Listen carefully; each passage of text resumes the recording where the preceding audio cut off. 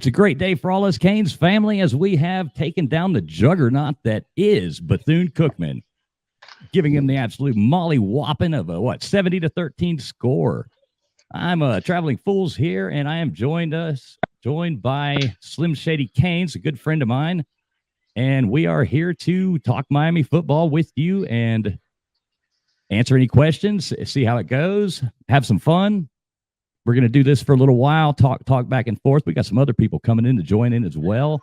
And then what we'll probably do is drop a StreamYard link and let some of you guys come on and join in with us. So, Slim Shady, how you doing, my friend? Well, I can't say I'd be doing any better. We did exactly what I thought we'd do. We won the game handily. A little sloppy, but overall, I can't complain. It's the first game of the year. It's supposed to be the worst-looking game.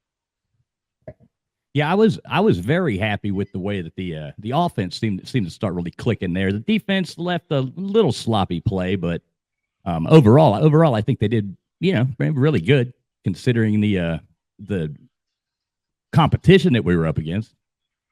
Oh, absolutely. I mean, they gave up one touchdown on a busted coverage, but outside of that, they mostly held them in check except for 2 drives, I think, for the entire game. Yeah. Hey, what's up, Hurricane Central? How you doing, my friend? Good, brother. Now, are you from the game now? Yeah, you're at the stadium right now. I left right before the fourth quarter after the James Williams interception, but yeah, I was at the game. I'm on my way home now. Oh, that's cool. So what was the energy like at Hard Rock?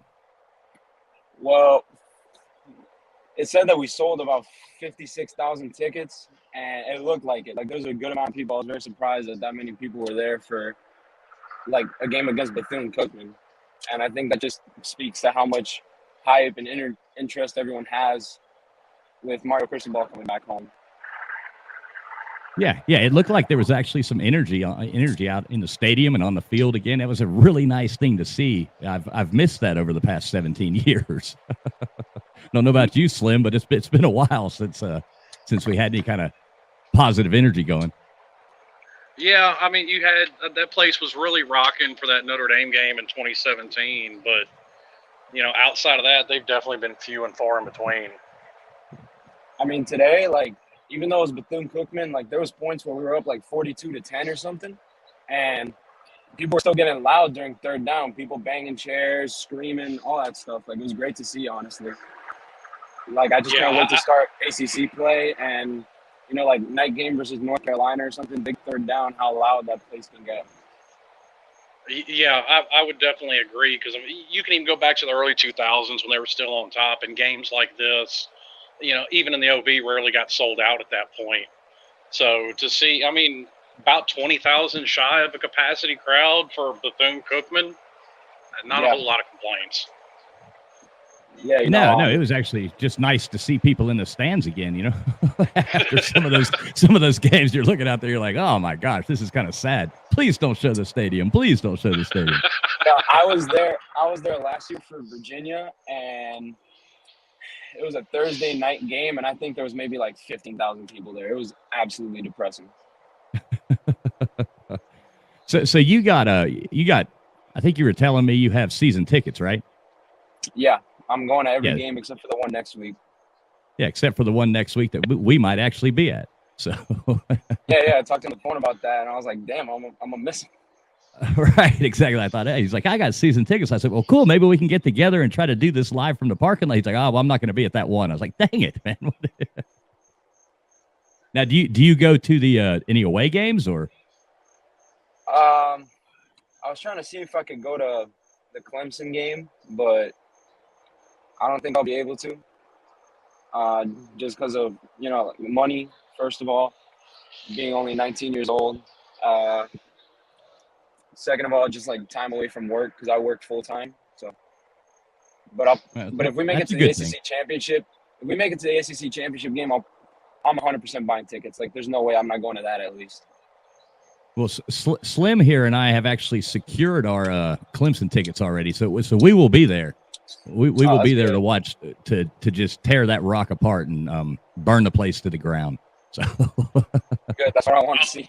If I can somehow manage it, and Miami wins that game, and they rush the field in the pandemonium, I'm taking off with Howard's Rock, some way, shape, or form. I'm going to steal Pete's hat and run down there with it. Put the chain on the rock. Take a turnover chain and just put it on the rock. Right, exactly. Exactly. So what? Let's ask both of you, Slim first. What's your biggest takeaway from this game? What'd you think? Well, I'll give you a positive and a negative takeaway.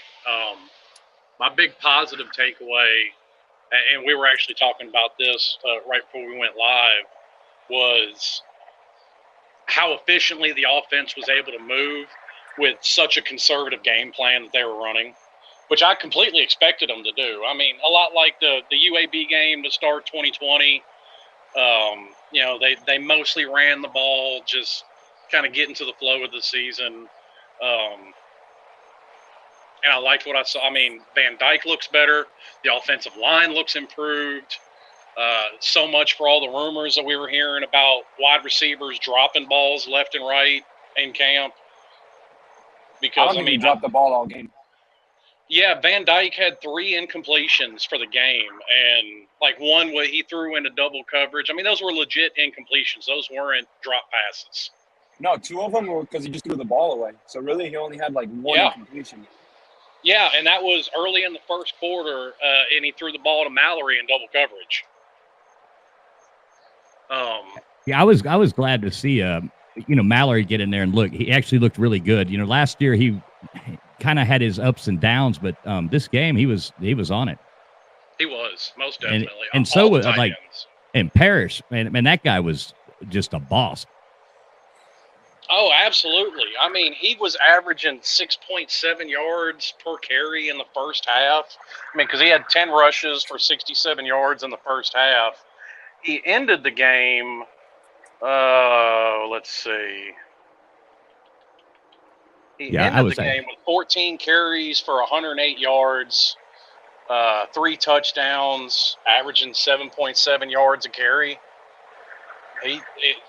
Listen, if he's able to do that, I can only imagine what it can look like when guys like Don Chaney and Jalen Knighton are able to get into games. Yeah, what is the status of Knighton?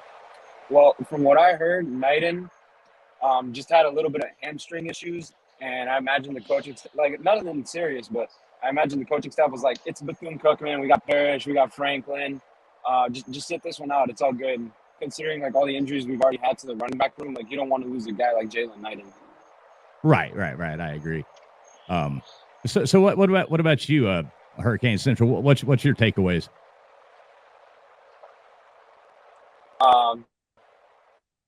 We just. I think we looked more disciplined. All this talk about didn't line up correctly on that big gain over the middle. And just the way that we were able to bully on the line of scrimmage as far as the offense goes. I'll talk about the defense in a second, but I'm just trying to get to the positives right now.